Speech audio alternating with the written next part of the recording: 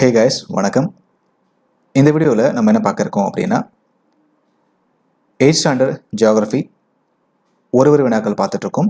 So video skip பண்ணாமல் ஃபுல்லாக பாருங்கள். இந்த வீடியோவை உங்கள் ஃப்ரெண்ட்ஸுக்கும் ஷேர் பண்ணுங்கள்.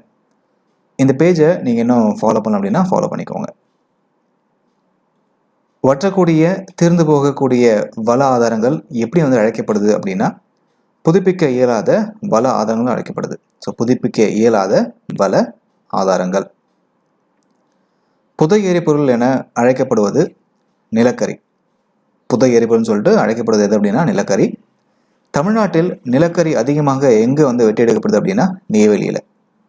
ஸோ தமிழ்நாட்டில் நிலக்கரி அதிகமாக எங்கே வெட்டி எடுக்கப்படுது அப்படின்னா நெய்வேலியில்.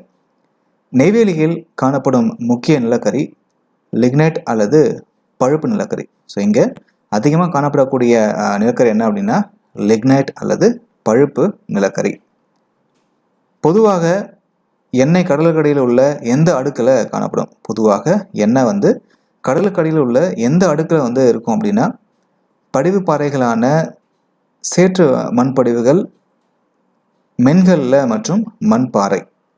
ஸோ படிவு பாறைகளான சேற்று மண்படிவுகள் மென்கலில் மற்றும் மண்பாறையில் இருக்கும். இந்தியாவில்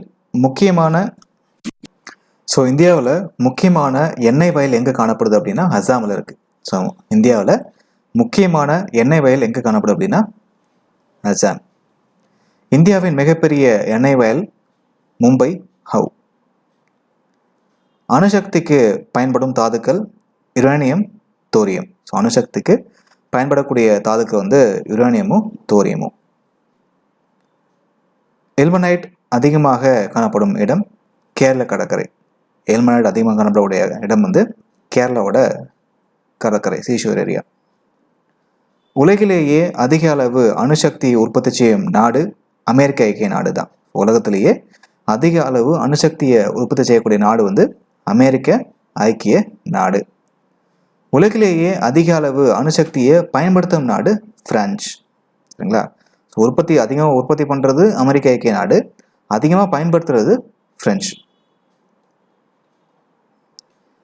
இந்தியாவின் அணுசக்தி நிலையங்கள் எங்கே அமைஞ்சிருக்கு அப்படின்னா சென்னை, ராஜஸ்தான், காய்கா, தாராப்பூர், காக்ராப்பர், நரோரா. நமக்கு தொடர்ந்து கிடைக்கக்கூடிய வளங்கள் புதுப்பிக்கக்கூடிய வளங்கள். ஸோ நமக்கு தொடர்ந்து கிடைக்கக்கூடிய வளங்கள் புதுப்பிக்கக்கூடிய வளங்கள்.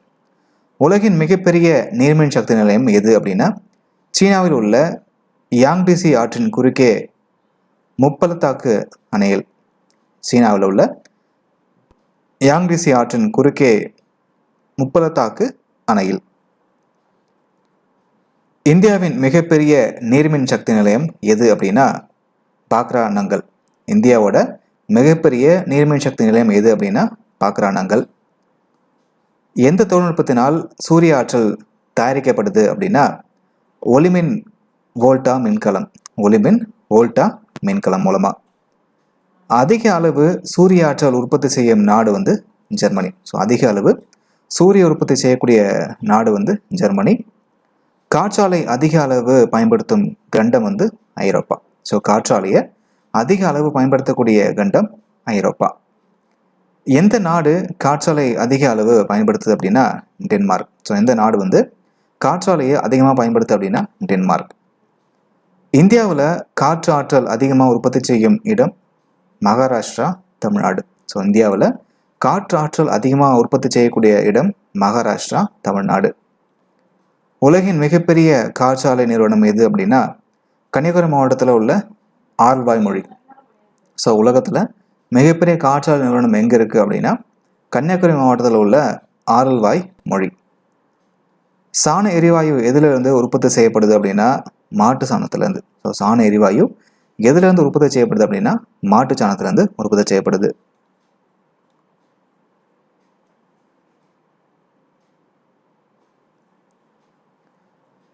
உயிரி எரிபொருள் எதிலிருந்து உற்பத்தி செய்யப்படுது அப்படின்னா கரும்பு. ஸோ உயிரி எரிபொருள் எதிலிருந்து உற்பத்தி செய்யப்படுது அப்படின்னா கரும்புலேருந்து உற்பத்தி செய்யப்படுது. மனிதர்கள் இயற்கை வள ஆதாரங்களுடன் நேரடியாக செயல்படுவது. மனிதர்கள் இயற்கை வள ஆதாரங்களோட நேரடியாக செயல்படுவது என்ன அப்படின்னா முதல்நிலை தொழில். முதல்நிலை தொழில் என்பது என்ன அப்படின்னா உணவு சேகரித்தல், விலங்குகளை வேட்டையாடுதல், கால்நடை மேய்க்கிறது. ஸோ முதல்நிலை தொழில் அப்படின்றது என்ன அப்படின்னா உணவு சேகரிக்கிறது, விலங்குகளை வேட்டையாடுறது, கால்நடையை மேய்க்கிறது. முதல்நிலை தொழில் ஈடுபடுபவர்கள் எவ்வாறு அழைக்கப்படுறாங்க அப்படின்னா சிவப்பு கழுத்து பட்டையாளர்கள். ஸோ சிவப்பு கழுத்து பட்டை பணியாளர்கள், சரிங்களா? அதாவது ரெட் காலர் எம்ப்ளாயீஸ். மூலப்பொருட்களை உற்பத்தி முறைகளுக்கு உட்படுத்தி அவற்றை முடிவற்ற பொருளாக மாற்றுவது இரண்டாம் நிலை தொழில். இரண்டாம் நிலை தொழில் புரிவோர் எவ்வாறு அழைக்கப்படுறாங்க அப்படின்னா நீல கழுத்து பட்டை பணியாளர்கள், சரிங்களா? Blue collar. ஓகேவா? வணிகம், போக்குவரத்து, தகவல் தொடர்பு, சேவைகள் எந்த நிலை தொழில் அப்படின்னா மூன்றாம் நிலை தொழில். மூன்றாம் நிலை தொழில் பணிபுரிவோர் எவ்வாறு அழைக்கப்படுறாங்க அப்படின்னா வெளிர் சிவப்பு கழுத்துப்பட்டை பணியாளர்கள் அழைக்கப்படுறாங்க.